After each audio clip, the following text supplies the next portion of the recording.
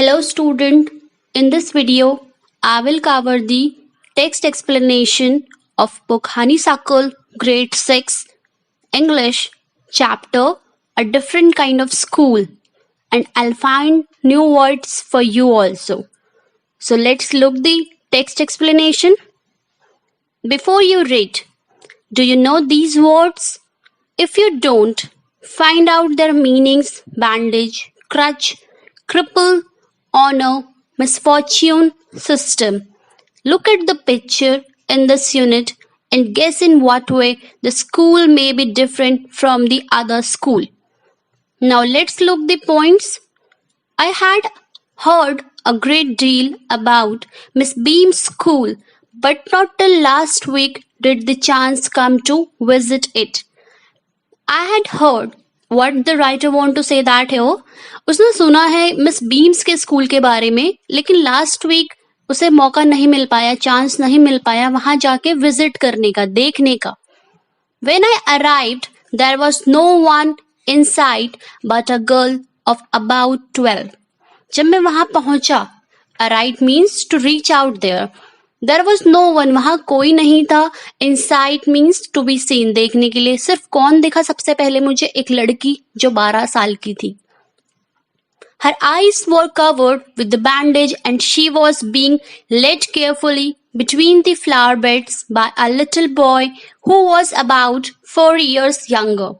और उस लड़की की आंखों में बैंडेज से कवर था. बैंडेज होता है a long piece of soft white material that you tie around a wound or injury. सफेद कलर की जबकि पट्टी होती है, that is means the bandage. उसकी जो आईज थी, उसकी आंखें कवर्ड थी बैंडेज से. You can see in the picture also. And she was being led carefully between the flower bed by a little boy. और एक उससे छोटा बच्चा जो 4 साल का था, उससे छोटा, उसे लेड कर रहा था, उसे लेके जा रहा था. She stopped and it looked like she asked him who had come. अचानक से वो रुकी और उसने अपने साथ उस बच्चे से पूछा मेरे बारे में कि कौन आया हुआ है.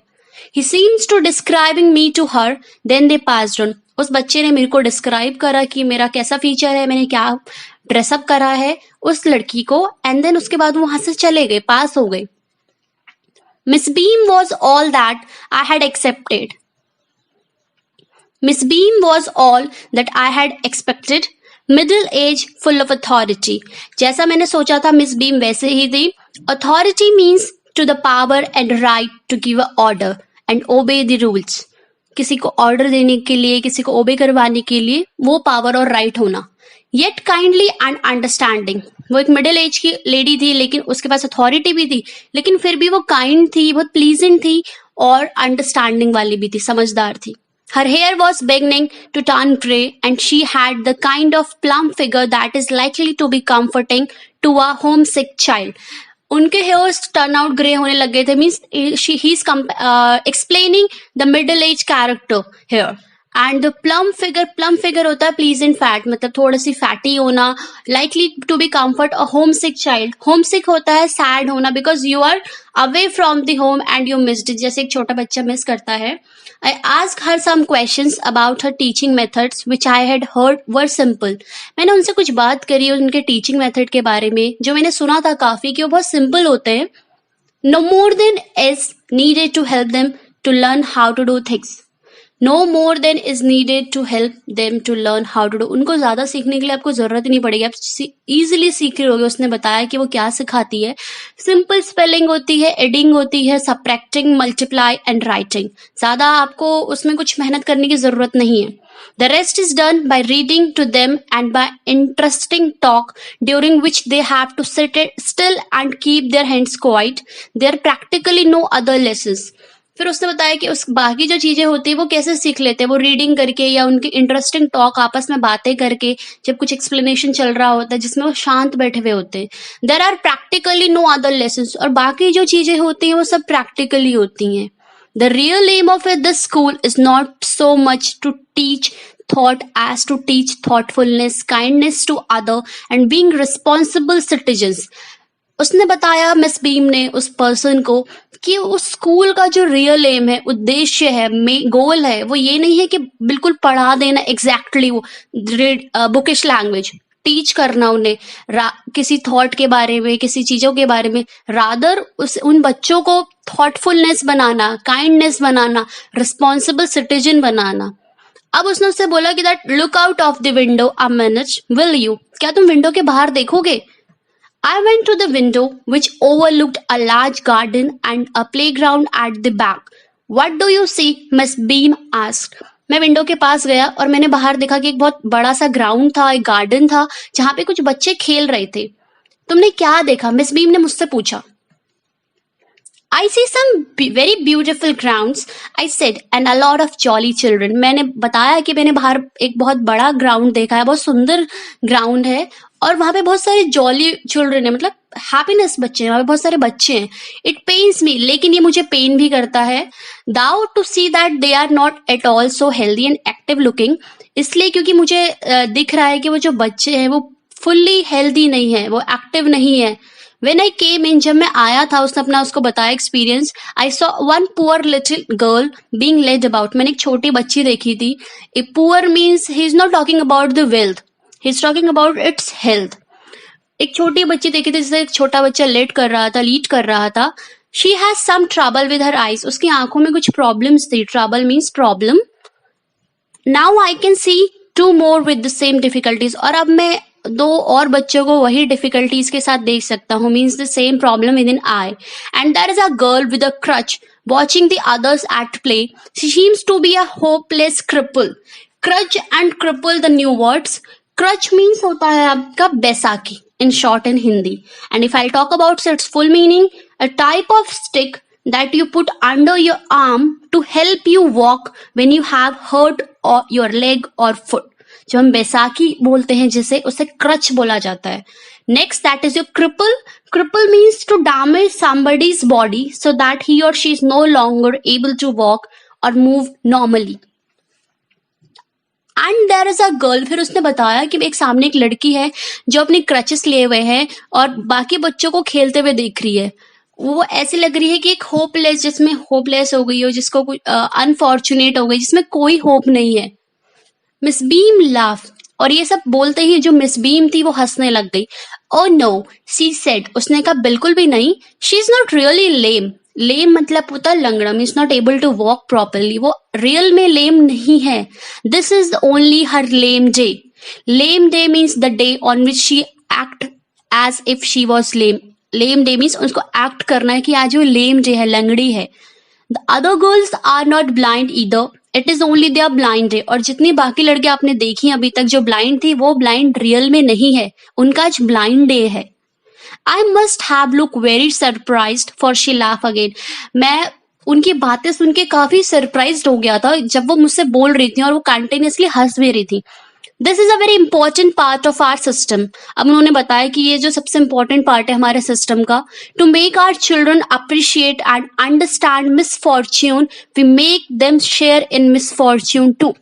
अपने बच्चों को समझाने के लिए कि मिसफॉर्च्यून क्या होता है, बैड लक क्या होता है, कंडीशंस बुरी क्या होती है, उनको वो चीजें रियल में प्रैक्टिकल शेयर कराना, उनको उस चीजों में इन्वॉल्व करना।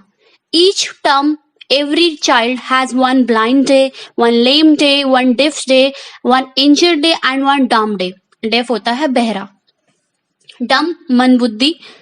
हर दिन एक बच्चे का अपना एक नया डे होता है। हमें उन सब ये सारे डेज को उन्हें प्रैक्टिकली करवाना चाहिए, then to realise what the other student और what the other person feel which having the real problem in this life. During the blind day, their eyes are bandaged absolutely and they are on the honor not to peep. जब उनकी आंखें जब blind day पे होते हैं तो उनकी जो आईज होती है वो बैंडेज करी जाती है, बैंडेज से कंप्लीटली, ताकि वो बाहर ना देख सके। पीप होता है झांकना बाहर को। The bandage is put on overnight so they wake blind. पूरी रात बैंडेज उनकी आंखों में बंधा हुआ होता है ताकि वो सुबह जब उठे तो ब्लाइंडली फील करे। This means that they need help with everything, जिससे उन्हें लगे कि उनको हर किसी की हेल्प चाहिए, हर छोटे से बड़े काम तक। Other children are given the duty of helping them and leading them about. और बाकी बच्चों को ड्यूटी दी जाती है उन्हें लेड करने की, उन्हें हेल्प करने की पूरा दिन।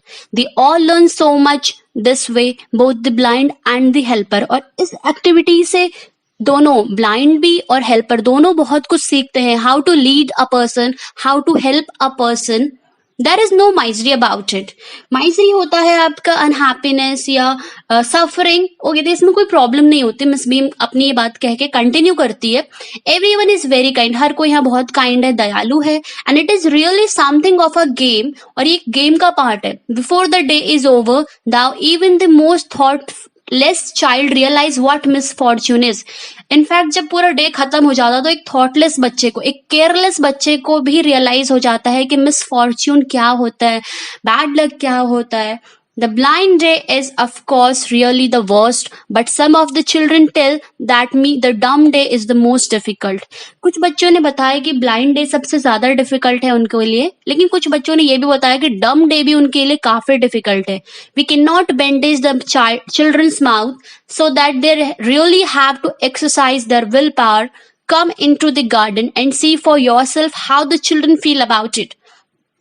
हम दिन भर बच्चों का मुंह नहीं बांध सकते उनको एक्सरसाइज कराने के लिए, उनकी विल पावर जो होती है रियलाइज कराने के लिए. तो फिर वो कहते हैं चलो आगे उसे कंटिन्यू करते हुए गार्डन ले जाती है और खुद बोलती है आप सामने जाके उनसे पूछो कि वो कैसा फील करते हैं.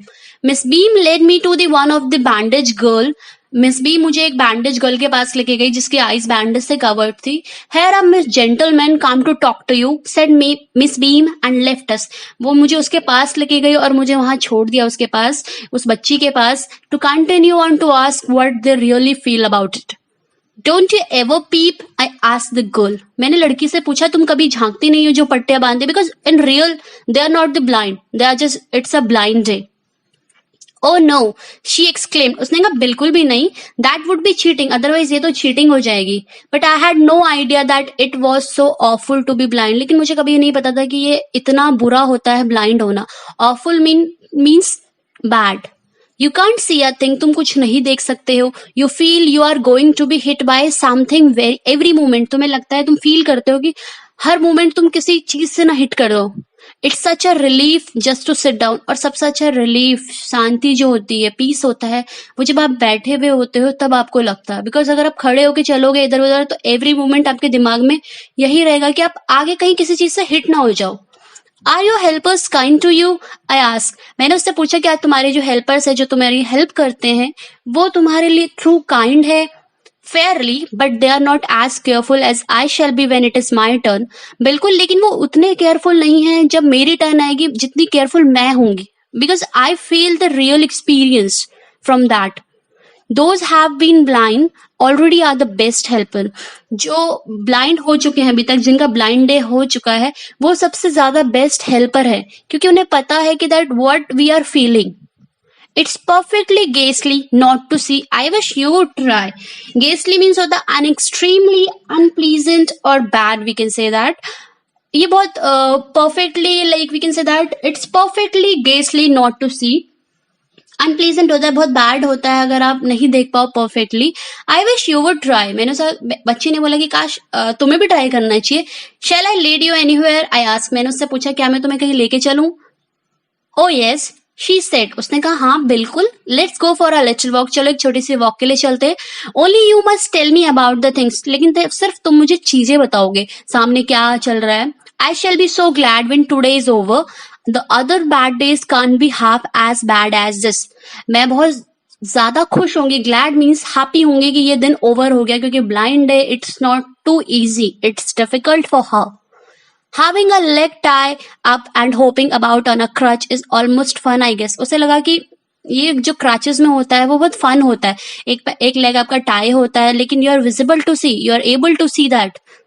Having an arm tied up is a bit more troublesome. लेकिन अगर आपका थोड़ा आर्म टाई होगा तो वो थोड़ी ट्रबलसम हो सकता है, डिफिकल्ट हो सकता है. Because you can not eat without help and things like that. Because आप लोग खा नहीं सकते हो बिना उसकी हेल्प के, किसी और की. I don't think I will mind being deaf for a day, at least not much. मुझे नहीं लगता कि मेरे को इस समय डेफ होंगी, बहरी बनूंगी तो उतनी प्रॉब्लम होगी. But being blind is so frightening. लेकिन ब्लाइंड होके बहुत ज्यादा फ्राइटनिंग है. फ्राइटनिंग मीन्स अफ्रेड, डरना, बहुत डरना जैसा है. My headache all the time just from worrying that I will get hurt. मेरा दिन भर मुझे हेडेक होता रहता है कि कहीं मैं आगे जाके हर्ट ना हो जाऊं किसी भी चीज से. Where are we now? हम अभी कहाँ हैं? In the playground, I said. We are walking towards the house. Miss Beam is walking up and down the garden with a tall girl. अब उसने बताया कि हम लोग गार्डन में हैं और मिस बीम के घर की तरफ जा रहे हैं. एक छोटी सी बच्ची, एक टॉल गर्ल है. What is the girl wearing? My little friend asked. Little friend वो छोटी सी बच्ची है जो ब्लाइंड है. उसने उससे पूछा कि वो गर्ल क्या उसने पहना हुआ है. A blue cotton skirt and a pink blouse. उसने बताया कि उसने एक ब्लू कलर की स्कर्ट पहनी हुई है कॉटन की और एक पिंक ब्लाउज कैरी कर रहा है. I think it's Milly. She said what colour is her hair. उसने बोला कि ये तो मिली होगी, उसका अच्छा हेयर का कलर बताओ. Very light I said. बहुत हल्का है. Yes that's Milly, she is the head girl. उसने बताया हाँ ये मिली ही है और ये हेड गर्ल है इस स्कूल की. That is an old man tying roses I said. उसने कहा एक ओल्ड मैन है जो रोजेस टाई कर रहा है. Yes, that's Peter. He is the gardener. He's 100 of years old. हाँ वो पीटर है, वो हमारा गार्डनर है, माली है और वो 100 years का है. And here comes a girl with curly red hair. She's on crutches. That's Anita, she said. उसने कहा एक छोटी बच्ची आई है जिसने रेड कलर का उसका हेयर है, कर्ली हेयर है एंड क्रचेस में है, बैसाखी में है. तो बच्ची ने बताया हाँ वो अनीता है. And so we walked on. और ऐसे हम बातें करते करते चलते जा रहे थे. Gradually I discovered that I was 10 times more thoughtful than I ever thought I could be. अब मुझे लग रहा था कि मैं बहुत ग्रेजुअली स्लोली जैसे जैसे अब मैंने उसको अपने को रियलाइज किया कि मैं 10 times ज्यादा थॉटफुल हो चुका था पहले के बजाय में, या मैं कभी इतना हो सकता था अगर मैं यहाँ विजिट नहीं करता. I also realize that if I had to describe people and things to someone else it made them more interesting to me. उसने लगा कि कभी मुझे उसे रियलाइज हो चुका था कि दैट कभी मुझे किसी को डिस्क्राइब करना हो, किसी पीपल को, किसी इंसान को या किसी भी चीज को, किसी को लेके, तो इसमें ज्यादा इंटरेस्ट होगा. When I finally had to leave I told miss Beam that I was very sorry to go. जब मुझे फाइनली जब वहां से जाना पड़ा तो मैंने मिस बीम को बोला कि आई एम सॉरी मुझे जल्दी जाना पड़ रहा है. आज she replied then there is something in my system after all. उसने कहा कि ओके फाइन. तो उसके बाद फिर वो जो पर्सन था ईवी लुकस वो वहां से चला जाता है. So this is all about your today's explanation. This chapter is basically tells the practical thing.